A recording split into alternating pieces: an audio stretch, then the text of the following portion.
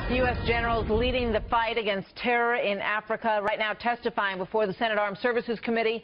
The hearing comes just as the Pentagon announces a major win for U.S. forces in Somalia. National security correspondent Jennifer Griffin joins us live from the Pentagon. So what are we expecting to hear there today, and what have we heard, Jennifer? Well, Martha, as we heard from the Air Force chief yesterday here at the Pentagon, the range of threats facing the U.S. has certainly increased around the world.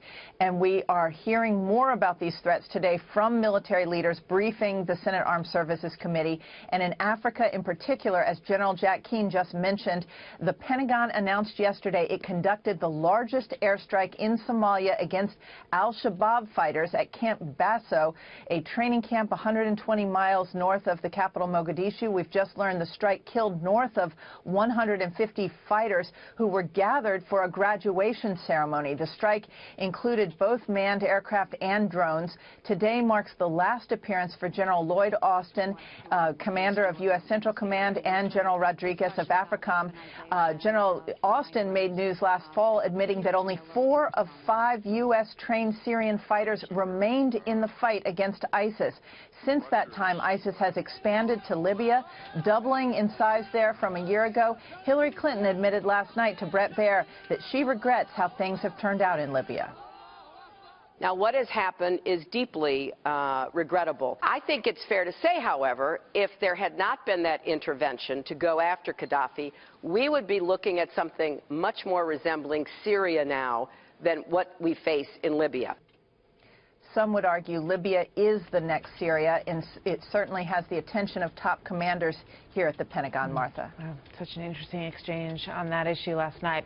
So we are also hearing about another ballistic missile launch in Iran. What's that about, Jennifer? Well, it's very serious. These images appeared on Iranian television today. Sources tell me the missiles Iran launched today have a maximum range of 250 miles, far shorter from the launch we exclusively reported on late last year regarding a November launch of a ballistic missile with a 1,200-mile range. All of that 1,200 range being in the range of U.S. forces in the Middle East and Israel. Some of the behavior that we've seen from Iran of late is certainly not the behavior that you would expect to see from a nation that wants to be taken seriously as a respected member of the international community. And so we will continue to keep a close eye on Iran going forward.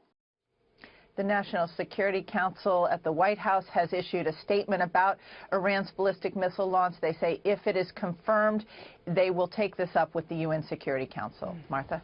All right. Jennifer, thank you very much.